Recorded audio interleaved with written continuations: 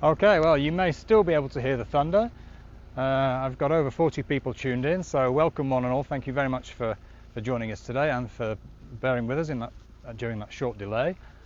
I'm keeping my fingers crossed that the weather is going to improve. At the moment it's not too bad, but you may still be able to hear the thunder. But we're going to start today here on Juno Beach in Mike sector at Graye-sur-Mer on the western end of Juno Beach at the Signal Monument. We will walk to, hopefully, if the weather allows us to, the port of Courseulles-sur-Mer. Hi there, Elle, good to see you. And there we'll see the DD tank and the 50mm gun on the harbour. On the way, en route, we'll see the AVRE Fascine tank, we'll see the Polish 1st Armoured Division Monument, we'll see the General de Gaulle Monument, and the fabulous Juno Beach Centre, which is really the Canadians' World War II museum. A fascinating place, well worth a visit when you come to Normandy. Outside the museum there are a couple of armoured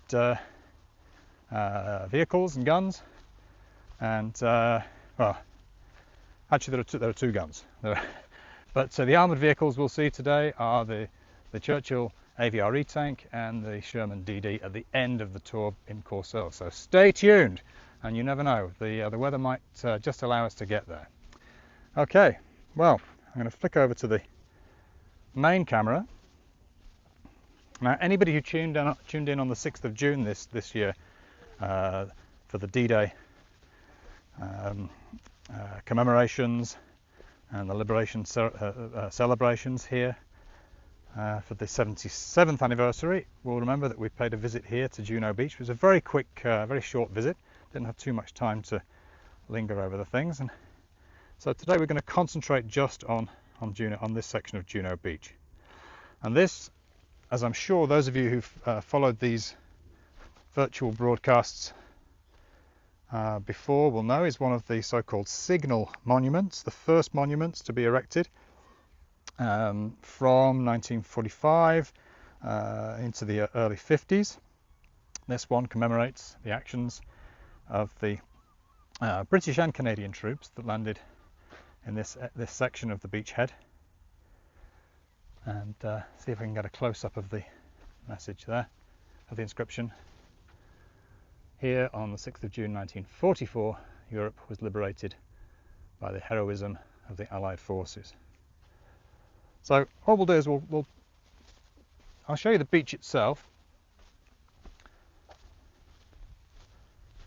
You can see that it's been a very hot day today, and we're not that much into September, and normally there'd be a lot of people here on the beach, but very, very few. Just two couples at the moment, apart from me. And if you're curious to know what Juno Beach looks like, and you've seen these broadcasts from Utah Beach and Omaha Beach and other places along the lodgement area, this is it. It would be a beautiful sandy beach. The tide is out, but there is a lot of seaweed here on the beach, which makes it slightly less attractive to the sun worshippers. But a huge area. You can see in the far distance there, you may just be able to make out something which is a bunker on the tip of the end of the dunes there. There's a German artillery bunker at that end of the beach. That marks pretty much the start of the sector. And as we swing round towards the east, you have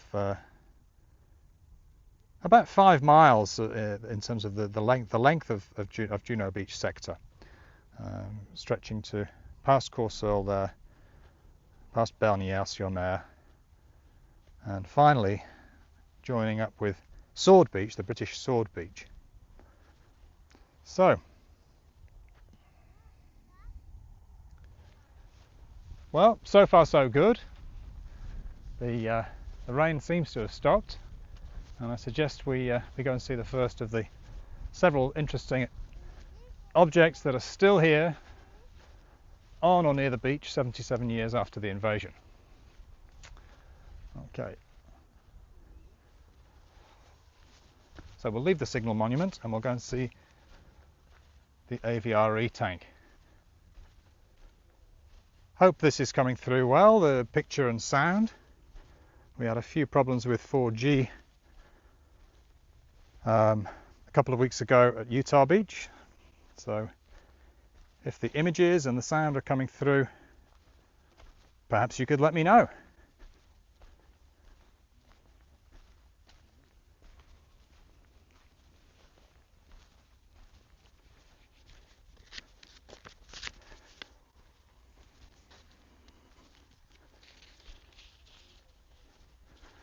Juno Beach was a landing area for 21,000 troops, most of which were Canadian soldiers from the 3rd Infantry Division under Major General Rod Keller. They came under British 1 Corps, commanded by General Sir John Crocker, and supported by quite a number of British Royal Engineers. And this is one of the vehicles belonging to the Royal Engineers. It's an AVRE, which stands for Assault Vehicle Royal Engineers. And this one is called 1 Charlie. And I'll flick you over to the... Now I'll put the camera down so that I can talk to you from the tank itself. I can find an area to put the camera. And this is a Churchill tank, modified Churchill tank, one of Hobart's so-called funnies, General Sir Percy Hobart, who modified the armoured vehicles for various purposes. And this one was modified with a 40-pound petard mortar mounted on the turret, and it was known as a bunker buster tank, because that 40-pounder that you can see there on the turret was used at very, very close range to destroy enemy concrete bunkers. But this tank, this particular tank, 1 Charlie, has also had a second modification, and it's known as a fascine tank. Now, a fascine is a huge bundle of sticks and twigs. They were carried on the back of the tank, and this bundle of twigs may be 10 feet in diameter. And they were used to be dropped into gullies and culverts and trenches to allow vehicles or troops to pass over the top of the gully. This particular one never got to deploy its cargo because it actually got stuck in a gully and was there for many years after the war. It was finally disinterred, if you like, I think in the 1970s. Somebody may tell me I'm wrong there, but certainly a long time after the end of World War II. And then it was restored and put in this position as a monument to the Royal Engineers and the tank commander and crew of 1 Charlie. I'll show you the tank itself.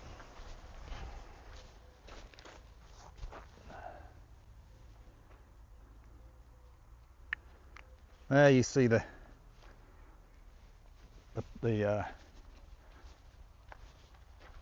petard mortar mounted onto the turret. It's not a gun that was loaded from inside. It was loaded from outside with a 40-pound mortar shell. Let's see if I can get a view down the barrel. Absolutely huge bore, and used very effectively at close range against enemy concrete bunkers. And here on the back of the tank you can see where it carried the fascine. I think there's a picture of one of these on the gallery. If not, I'll load something up tonight before I publish the HD video on Facebook, so people can see what this thing looked like with carrying its fascine. But if you Google it, if you Google AVRE fascine, F-A-S-C-I-N-E, you'll see one of these tanks carrying its bundle of twigs, and it's not going to make a fire. It's going to block up a gully or a trench. Now, this particular one, 1 Charlie, was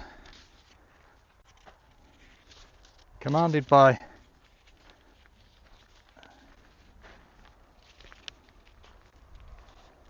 this chap here, Bill Dunn. The plaque is in memory of the tank driver, Bill Dunn. And the flowers that you can see there are in remembrance, because his ashes were scattered here a few years ago next to the tank that he drove.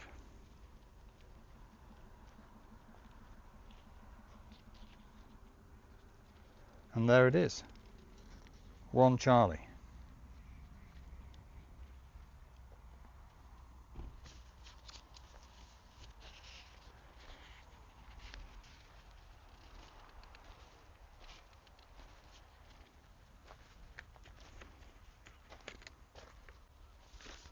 Okay.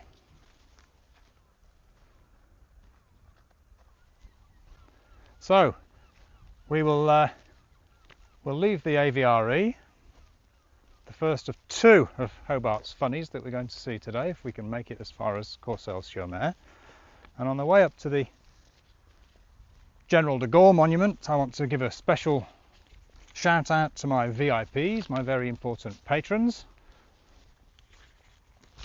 And as I say every week, the list seems to get longer, but and I know quite a few of these are watching tonight, so thank you very much for tuning in, and thank you very much for supporting the project of Virtual D-Day for We Love Normandy.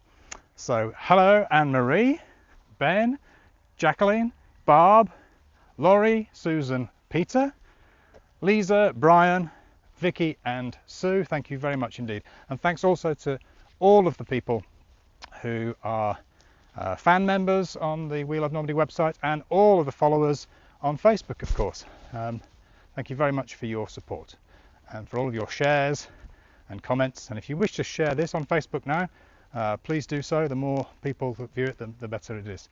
So that's great. Let me just go back to the front camera, because we've reached the rear of one of the many bunkers on this section of Juno Beach. In the summertime, this opens up as a small cafeteria. You can get a cup of coffee of sorts or a cold drink. And right next to it we have another one of the monuments that we'll see today. This one's actually dedicated to the Polish 1st Armoured Division. Landed here in July 1944. 16,000 Polish soldiers with 400 tanks. Under General Stanislaw Maciek.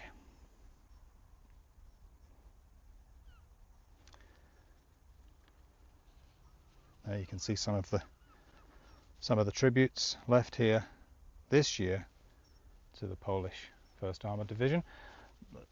Participated in the Battle for Normandy and in the liberation of the areas around Caen, and in the closing of the Falaise Gap.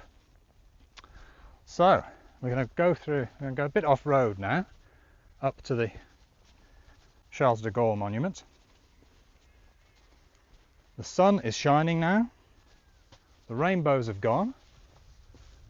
I can still hear a slight rumble of thunder, but it sounds like it's very much in the distance.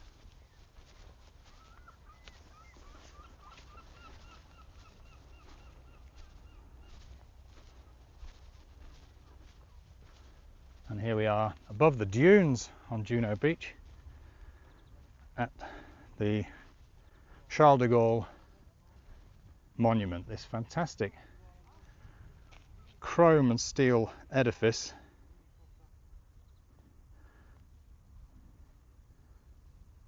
And I haven't fact checked this, but it must be 50 feet high, if not more. Thank you, Gert. The 1st Polish Armoured Division liberated his hometown in Belgium. Well, how about that?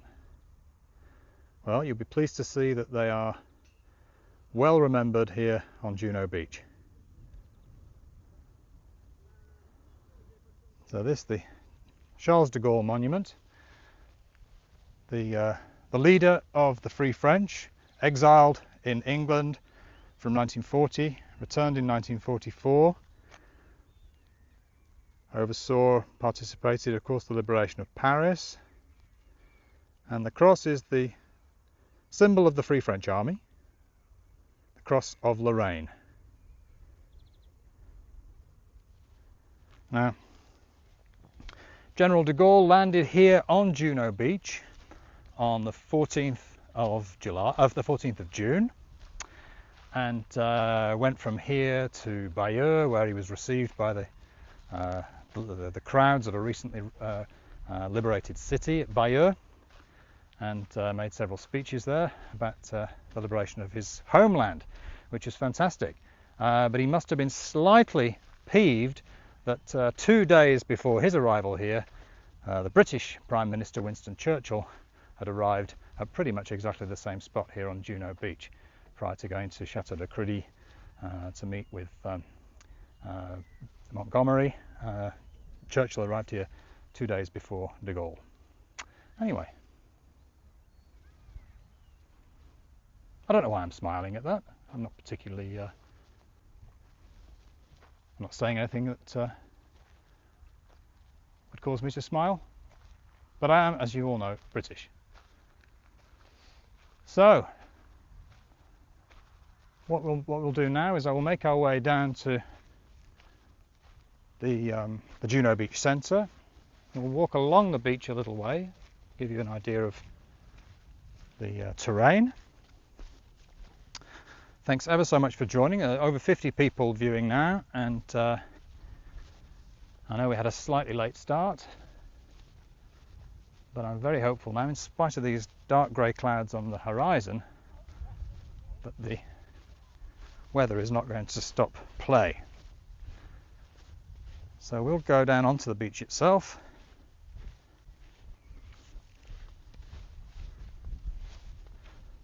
And we'll go towards the Juno Beach Centre. See, it's very quiet today.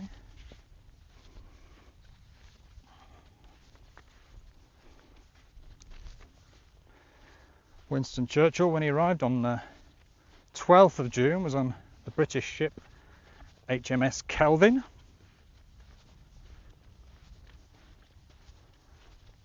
And I'm sure somebody will let me know what ship de Gaulle landed in, but I can't remember. Thanks for your comment, Patricia.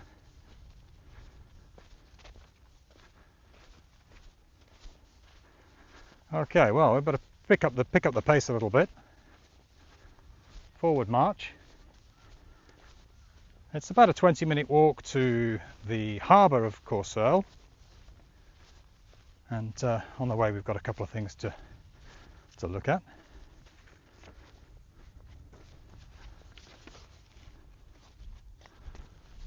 Starting to get slightly out of breath walking on the sand. Well, thank you very much for tuning in. If it's your first time, then my name is Patrick Hillier, and I do these live broadcasts and webinars about D-Day. It's called Virtual D-Day, and my company and website is welovenormandy.com. If you're planning a trip to Normandy and you want some advice on accommodation, travel and tours, then just drop me a line on the website. You'll find all the information there. Click on the link on the Facebook post. And I'm delighted to be able to say that since the first lockdown, or since several lockdowns, people now are starting to come back. International visitors are starting to come back back to Normandy. This week I had a couple from Texas with whom I did a full day's D-Day tour. We did the whole of the American sector, plus the Long-sur-Mer battery, which I like to show people because you can actually get inside the bunkers and see the guns, which you cannot do at Pointe du Hoc. But we did also go to Pointe du Hoc, Sainte-Mère-Église, and Utah Beach, and of course Omaha Beach and the American Cemetery. So you can do all of that in a whole day. It's quite achievable. And last week I took a charming family from Canada, and we visited, of course, Juno Beach right here, as well as a couple of the American sector sites, and the Canadian cemetery at Graye-sur-Mer, well, between Revier and Graye-sur-Mer, which was a very moving experience. And so it looks like transatlantic clients, transatlantic travellers are starting to come back to Normandy. So if you're planning a trip, get in touch. If you've got any concerns about what the protocols are regarding travel and travel restrictions, drop us a line. We might be able to help you. And also on the website you'll see some of the fabulous properties that we work with where you can stay. Okay, well, enough of the commercial. I'm sorry about that, but it did fill in a couple of minutes on this walk to Courseulles-sur-Mer. Now, on these 5 miles of Juno Beach, I think, as I said already, you've got about 21,000 Allied troops landing on the morning of D-Day, most of whom were Canadian citizens.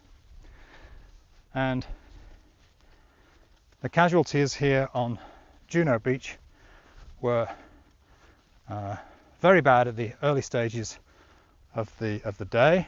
1,200 Canadian soldiers were casualties on Juno Beach, of which 300 or so sadly lost their lives.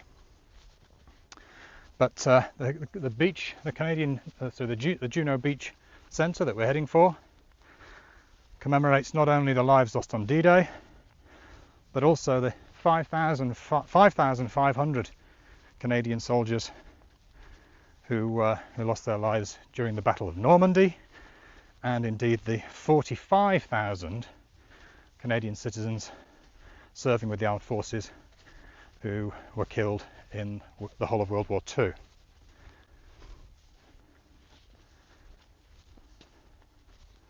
Patricia, friends of yours just returned from a wedding in Germany. Fabulous. Yeah, I think there's nothing stopping US citizens, Canadian citizens from coming to France. I know there's a recommendation by the federal government that you do not travel to Europe, but there's no legal ban on travel to Europe. And I believe at the moment France is still accepting travellers from North America, so there's no reason not to come. Now we're just coming up to the Juno Beach Centre. You might just be able to see part of its roof just peeping up over the dunes there. We're at strong point 31, WN 31, and on the horizon there you might just be able to see what looks like a Higgins boat, but in fact is I suppose a bit of abstract an abstract artistic installation, but obviously modelled or inspired by the Higgins boat or some sort of landing craft, as you can see. But if that's the bow door of the craft, it's pointing the wrong way, because as you can see, the sea is that way, and this structure is pointing towards the sea. But anyway, I like it. It's a feature of Juno Beach that leads you into the Juno Beach Centre.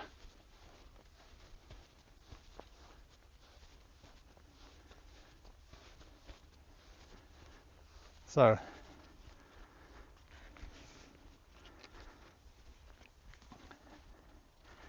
many bunkers make up Strong Point Courseulles, the collection of resistance nests that include this one, Strong Point 31. This bunker here would have had the sort of steel cupola that you've seen if you've tuned into the stuff that we did in Brittany a few weeks ago. The cupola was taken in 1945 or so and sold for scrap. and it's right outside the Juno Beach Centre, which is this wonderful building up ahead of me.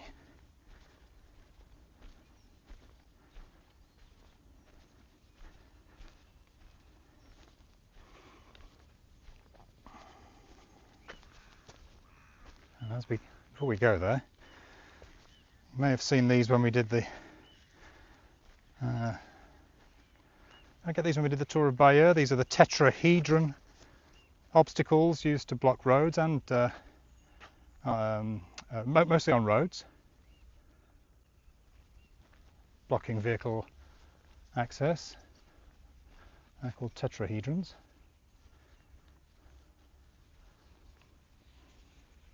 And we have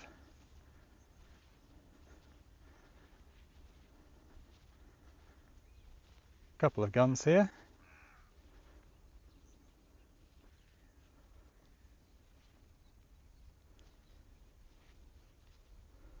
The evening is turning into a very, very nice evening.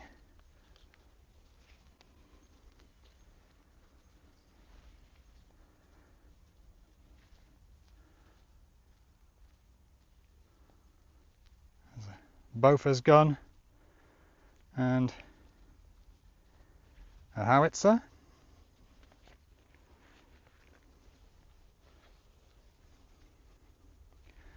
And these curious objects here, which are known as kiosks. And I'm just trying to find on my cheat sheet here the number of names that are inscribed. Several thousand names of fallen veterans are listed on these kiosks.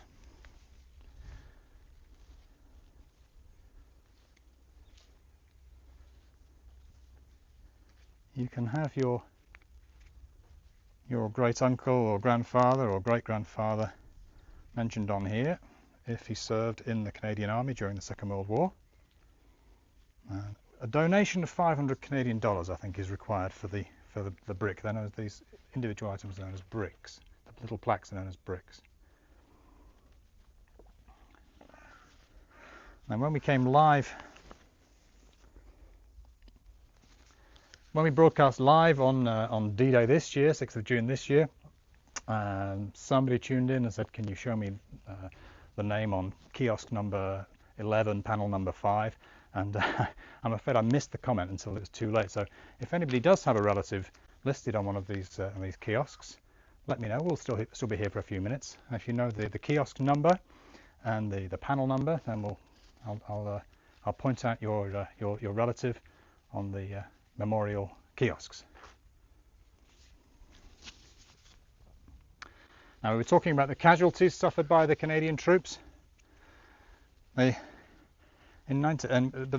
important or interesting to think about the contribution that Canada as a nation gave to the war effort in World War II, because in 1939 there were only, I think, 50,000 people serving in the Canadian Armed Forces.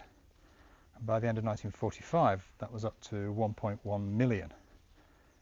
And at the time, I think the population of Canada, and somebody may correct me on this, but I think the Canadian population was something like 10 million people. So 1 in 10 people was serving, mostly volunteers serving in the Canadian Army and serving during World War II. So a huge contribution for one single country to have made.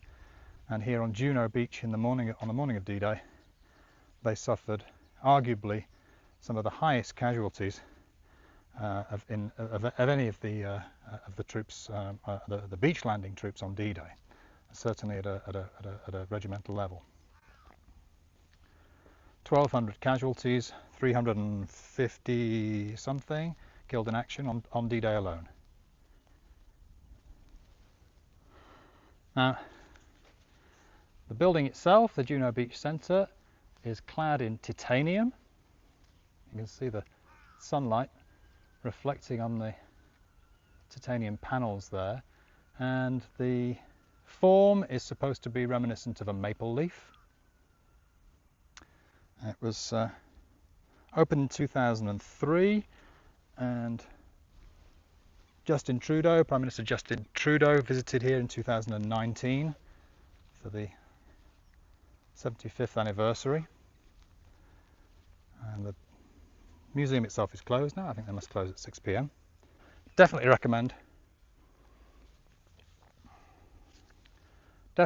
you to pay a visit to the Juno Beach Centre there.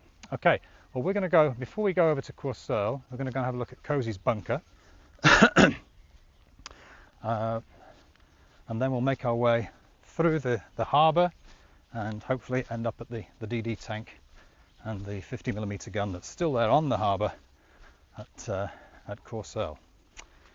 Okay.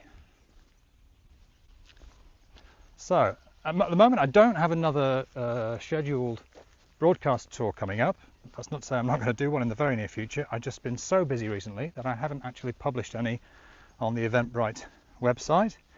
But all the information about our future tours is listed normally on the welovenormandy.com website and on my page on Facebook and on Eventbrite. So if you're interested in a future tour, then have a look on the website. Over the next few days I shall publish some more dates. But we've got a lot of places to visit before winter arrives, and we'll be publishing those quite soon. So Gert, you visited here in a thunderstorm and you took the private tour. That's good. I should have mentioned that. Let me flick over to the selfie camera. Gert's just reminded me to let you know that at the Juno Beach Centre there are guided tours of the museum and the bunkers themselves. So if you get one of the Juno Beach staff, it's not very expensive, a couple of euros. You'll get a tour of the bunkers, which are fascinating. So we're just coming up to Cozy's bunker.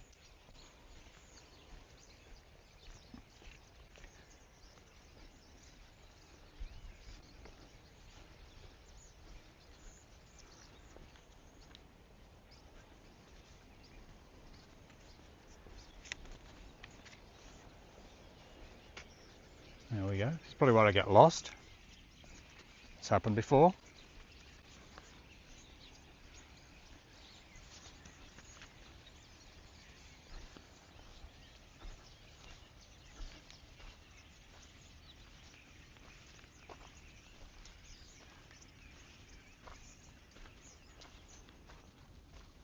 Oh, birds in the trees there.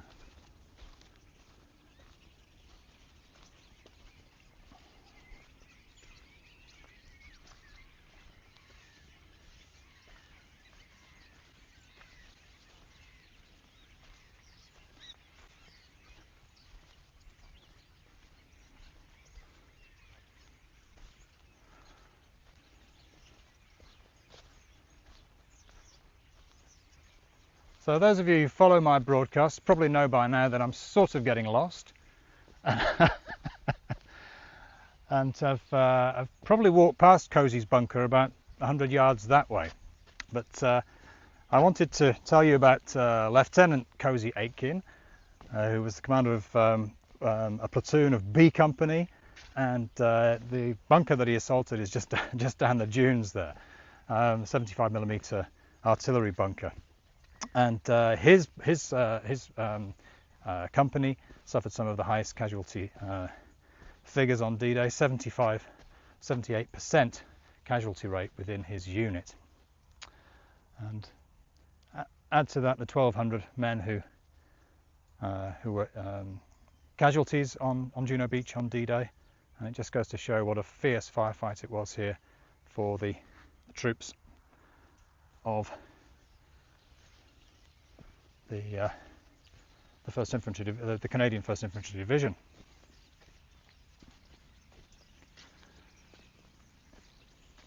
And the reason for the high casualty rate here, similar to on Omaha Beach, was that the Allied bombardment of these German defences was very ineffective. Apparently, none of the German heavy artillery fixed positions were damaged by the aerial bombardment of this position, despite the thousands of tons of bombs that were dropped on here. And the Navy shelling apparently only accounted for about 14% damage to the German defences. And so in that first wave of troops from the Royal Winnipegs, the Regina Rifles, the Canadian Scottish, the Lorne Scots, they suffered very, very high casualty rates.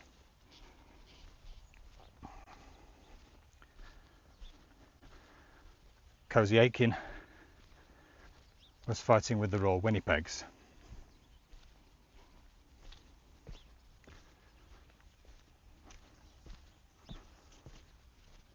So we'll go back past the Juno Beach Centre. I must show you one thing as well before we do.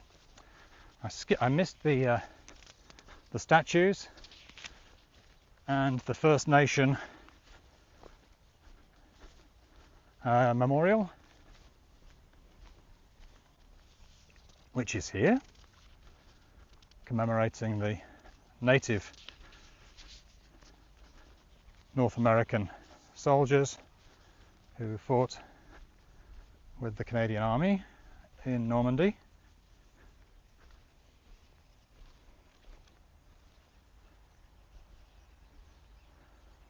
That's an incredible view there of the modern apartment development in Courseulles and the ancient cairn of the Inuksuk people.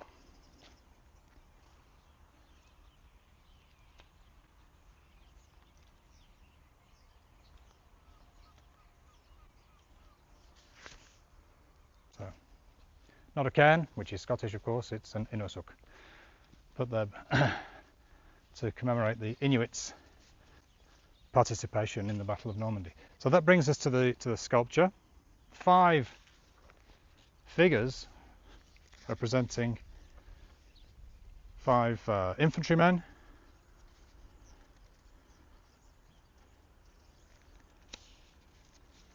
Each one represents a different emotion.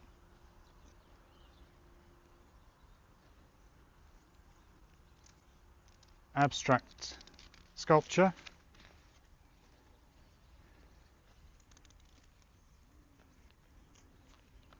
Somewhere I have a list of the 5 emotions that are represented here, but I can't for the life of me find it on my cheat sheet. There we go. Sculptures by Colin Gibson. 5 emotions: leadership, strength, vigour or alertness, sorrow and comradeship.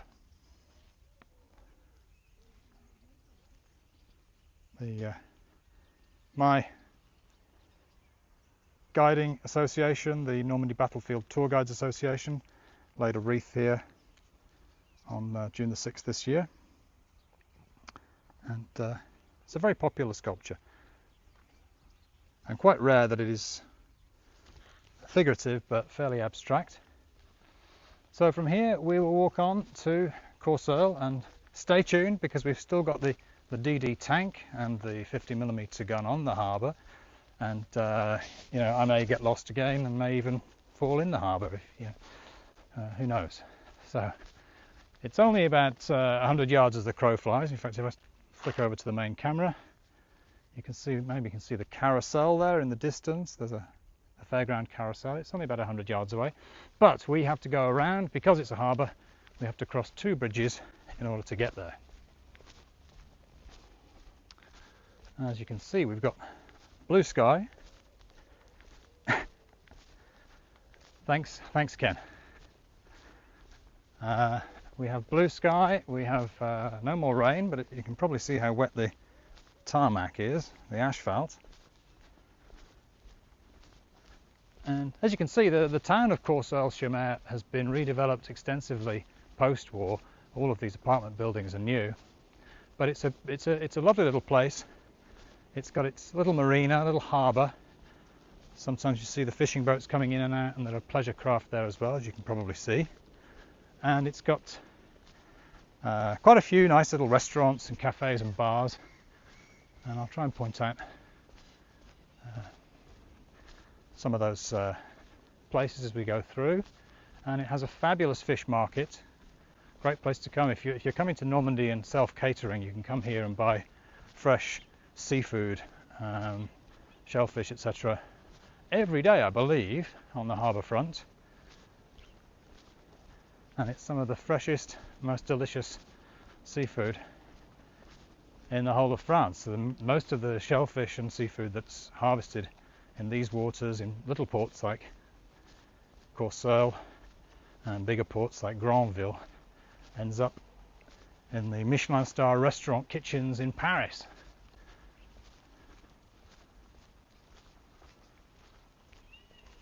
I don't believe there are any Michelin star restaurants in Courseulles, however. As you can see, the tide going out.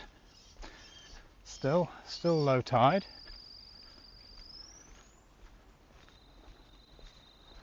And we have two bridges to cross.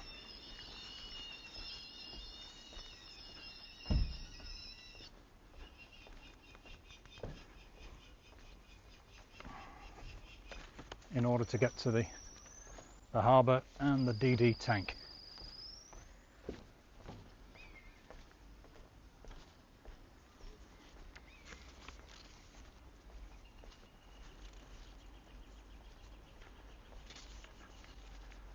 So if you're a paid subscriber of We Love Normandy and you want to join in the Zoom platoon at 7 o'clock, I have no idea what time it is now, but at the end of this tour I'll be starting the Zoom platoon. I know Anne-Marie and Elle, you're tuned in already. I hope to see you there. And it's a great opportunity to ask questions and discuss the things that we've seen on this virtual broadcast, on this virtual tour. If you're interested to join, you can click on the We Love Normandy website, hit subscribe. Let me give you the hard sell. Click on the We Love Normandy website, click on subscribe, and for as little as €3 you can join the Zoom platoon and be a paid subscriber of We Love Normandy, which means that you can participate in that and get other benefits. You can also, there's a free trial, so for the first 30 days it's free and you can cancel at any time, so it doesn't actually cost any money at all. Now then, I said I might get lost. I haven't got lost, I promise, but nonetheless the bridge is out of action, as you can see, because of this scaffolding here. So we have a little bit further to go on the third bridge to be able to get back to the harbour and the DD tank.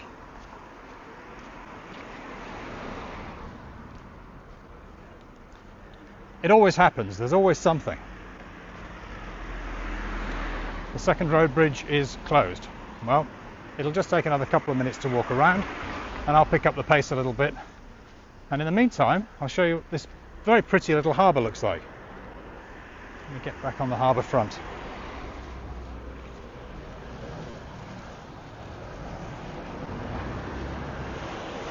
I say, our destination's only about 100 yards from the Juno Centre, but unfortunately we have to go around all these charming sailboats.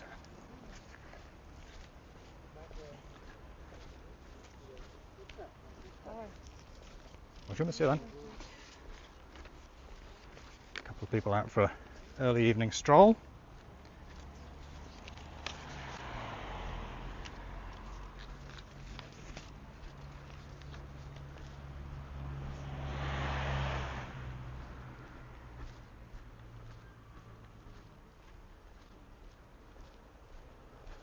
Little bit about the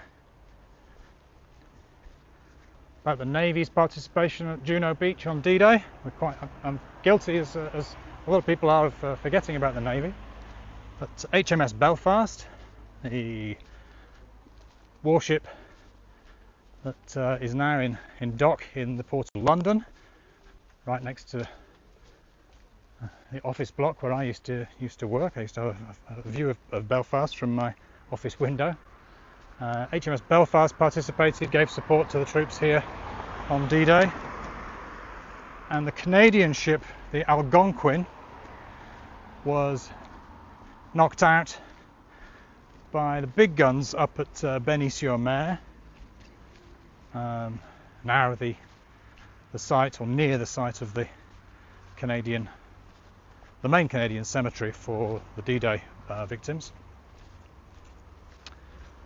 2,048 Canadian soldiers, including some other nationalities, but 2,048 soldiers, sailors and airmen are laid to rest in the Canadian cemetery at at Graye-sur-Mer.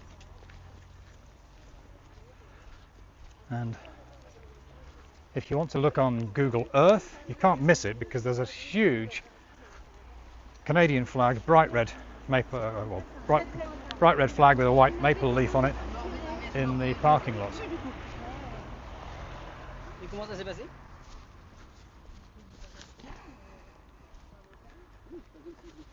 So I'm really speeding up now, overtaking these people. And we reached the third bridge, and this fabulous view of the harbour all the way back down to where I'd hoped to cross 5 minutes ago. You can see a very, very pretty port town on the River Searle.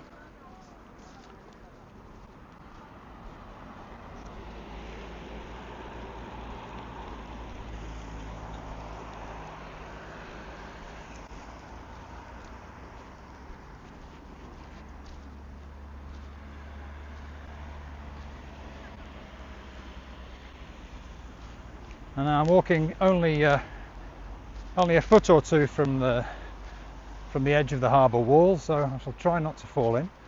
At risk of doing so, I'll tell you a little bit about Hobart's funnies. I have a comment here from Ben, perhaps in Graye-sur-Mer. Oh, there's a question maybe. Oh, the large house as you come back off the beach. Yes. Okay. The question there is from, who's the original question by?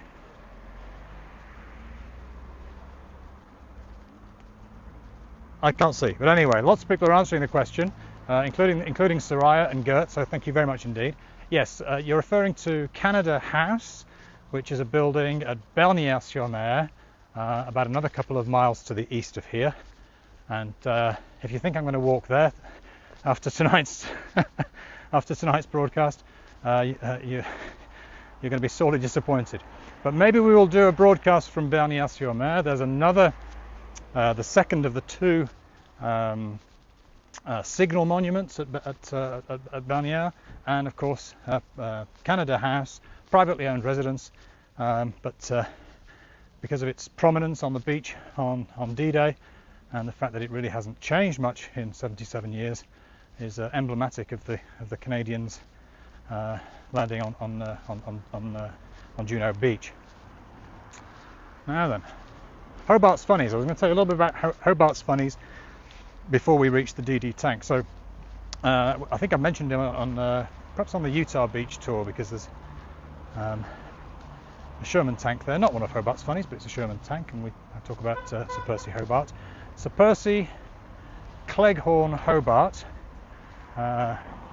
General Sir Percy Cleghorn Hobart, was in charge of the 79th Armoured Division, and he modified armoured vehicles. Let me go on this side, so I'm looking into the sun. He had modified armoured vehicles to assist the troops in the amphibious landings.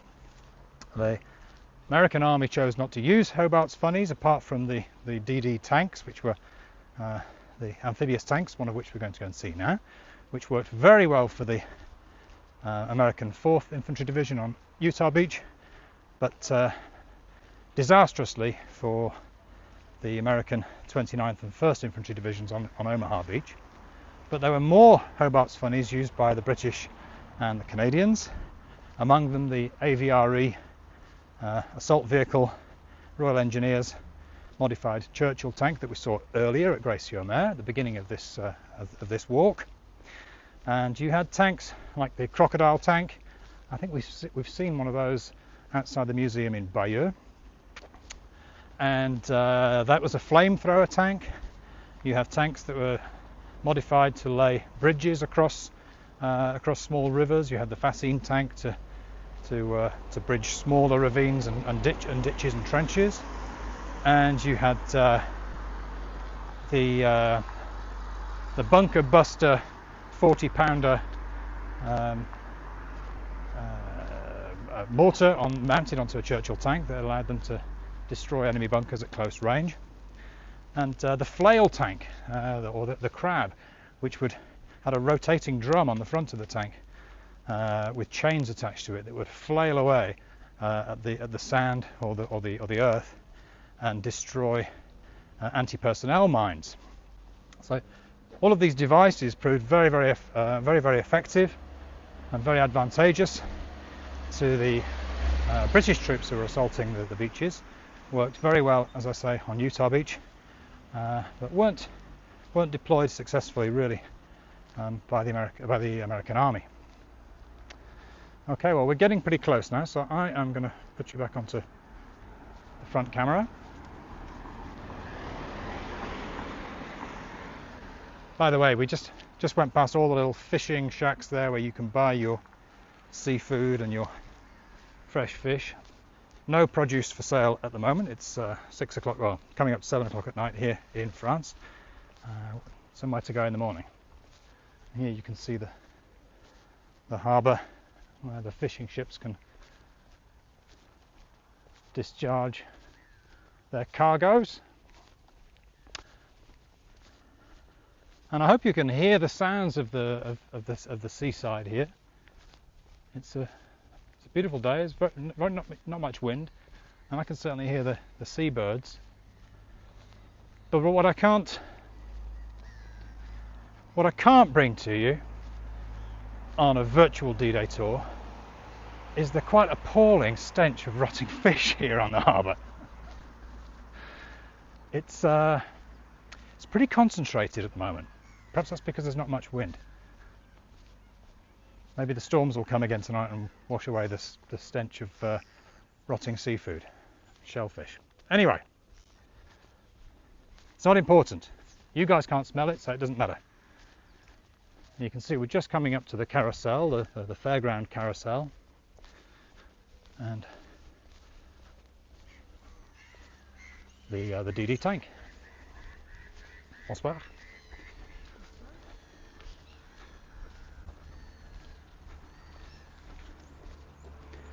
So thanks Soraya, thanks Gert.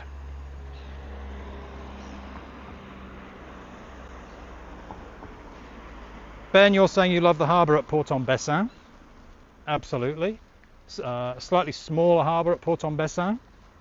Maybe slightly less smelly. Certainly didn't smell as bad as this the last time I went to Port-en-Bessin. If you're in the Omaha Beach area, the Bayeux area, Port-en-Bessin, which is much closer to the American sector, it is a lovely spot, and the beach itself is made up almost entirely of scallop shells. It's a place where they bring in thousands of tons of scallops every year, and they have a scallop processing plant, I guess, and the shells are just cast onto the beach, and there's just literally thousands and thousands of scallop shells. Look at Instagram, I'm sure somebody's posted a photograph of it. Anyway, here we are at the end of the harbour, Strong Point Courseulles, very heavily defended because it's a harbour. It's not a deep water port by any means, but a strategic harbour position for the Germans, and of strategic importance to the Allies, of course, as well. Let's do a little panorama there. And here, right on the harbour, you've got the 50mm gun. You can see it's taken a bit of damage on the canopy at the front.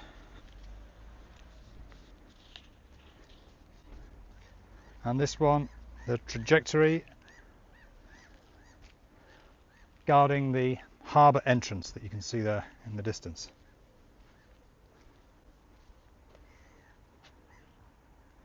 pretty much like the one at Utah Beach, strong point 5.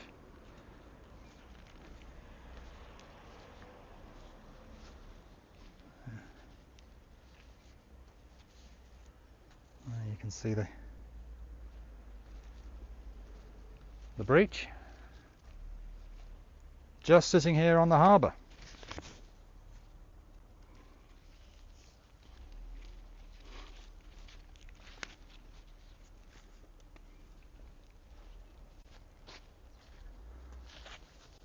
It's really turned into a fabulous evening.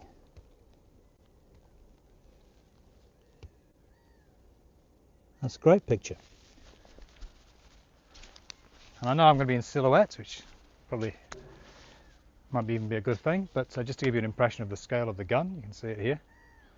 And like a lot of the bunkers and guns and the remnants of the Battle of Normandy and the invasion on the 6th of June 1944, these things are just completely open and accessible to the public, and have been for 77 years, and long may that continue.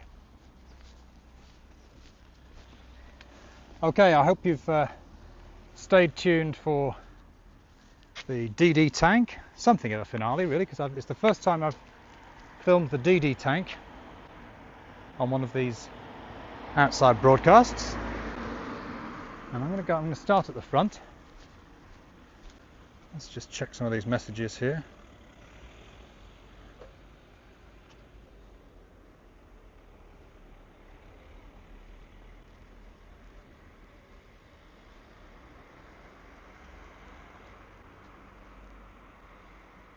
Patricia, thank you very much for your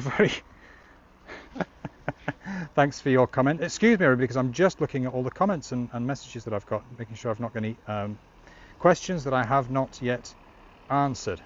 Stanley, thank you very much. Your dad landed on Juno Beach. Well, that's fantastic. Stanley Humphrey's father landed with the Royal Winnipeg Rifles, one of the units that suffered very high casualties on D-Day. Thank you for letting us know about that.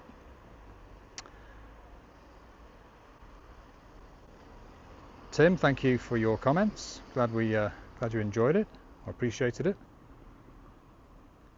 Patricia, you're defending the smell here because it's low tide. You're absolutely right. It was slightly unfair of me to criticise the smell of rotting fish on the harbour, because it is a very, very low tide. Anyway, we are here at the DD tank. DD for duplex drive, because the tank had a twin propeller drive system at the back. It was launched from a landing ship, a tank landing ship, LST. They were deployed here on Juno Beach, perhaps less well known than their deployment on Omaha Beach, because there they suffered terrible losses. But I think, as I said earlier, on Utah Beach, all but 3 of the 32 tanks launched on Utah Beach made it to the beach. They swam to the beach, which was their purpose, to provide armoured support to the infantry troops and engineers arriving in the first waves on the beach. And here too on Gold Beach, they did a pretty good job. I think of the 29 that were launched, 27 made it to the beach. This one is called Bold, and on the front you can see the modified front section, which was used to attach the waterproof canopy that provided effectively a waterproof hull above the hull of the tank to stop the water coming into the tank. The hull of the tank was sealed, and they were deployed at sea and made their way to the beach by using this duplex drive system, which I've got the opportunity to show you in great detail here at the back. You can see the cogs there that provided the propellers with their propulsion. The propellers themselves are gone, but you can see the modification to the rear axles that would have allowed the propellers to turn at the back here. So yeah, I'll get a close-up of that. And with that they could sail at not a very high rate of knots on the sea and make their way to the beach, where they provided support, much needed support to the Canadian troops here, because as I said earlier, the German guns have been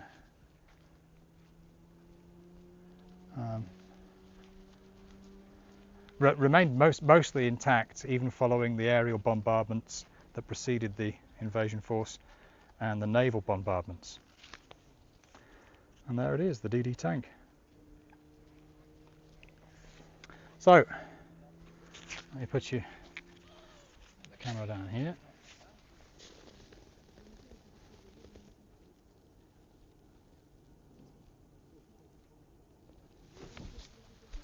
So there it is, the Sherman M4 duplex drive tank, or DD tank, or Donald Duck tank as it was nicknamed, on the harbour front at Courseulles-sur-Mer. So that brings us to the end of this walking tour from Graye-sur-Mer through Mike Green and Mike Red sectors up to the harbour at Courseulles.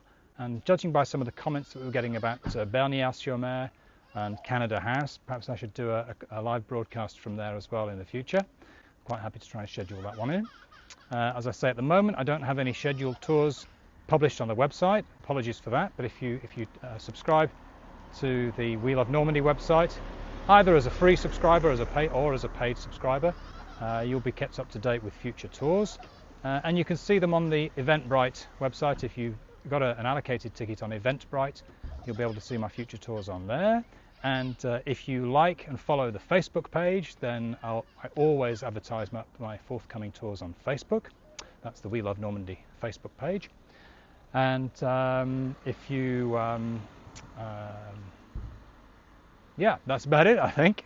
It's been one of those evenings where I thought it was going to be catastrophic, and in the end it worked out just about okay. After last week's 4G problems with the transmission and the terrible weather we had at Bayeux following a thunderstorm, but tonight's thunderstorm has disappeared, and all was well. So thank you very much indeed, everybody, for tuning in. And if you've made a contribution on the Eventbrite site or on the We Love Normandy website, thank you very much indeed for your contribution, and of course to my paid subscribers, without whose contributions I wouldn't be able to carry on doing these virtual D-Day broadcasts and webinars. So look forward to seeing you all again soon. Thank you, and now it's over to the Zoom platoon, which I think I may do whilst walking back to the car, which is about a mile and a half that way. See you next time. Thank you very much indeed.